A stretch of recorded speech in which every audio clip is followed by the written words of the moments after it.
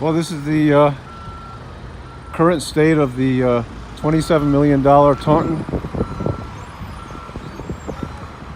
City Hall renovation and rebuild project downtown. This is the rear of the building. You can see they're still preparing to lay it. Well, they are laying in some of the foundations. There'll be two separate buildings added back here. One which will attach to the front portion of the City Hall that remains, the older section having been demolished. And this over here will be a separate building for Taunton Municipal Council chambers.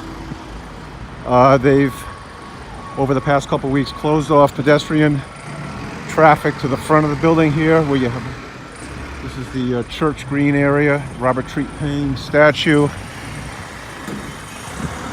Scaffolding has been erected. See the workers on their lift.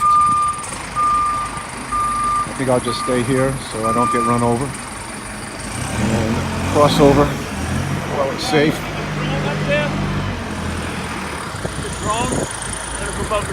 There's a drone up there. I wonder whose drone it is. I don't know. The officer just pointed out to me there's a drone up in the sky. So there are other people who are interested in this as well. Not surprising. City Hall has been closed since 2010 when an arson fire was set in the attic.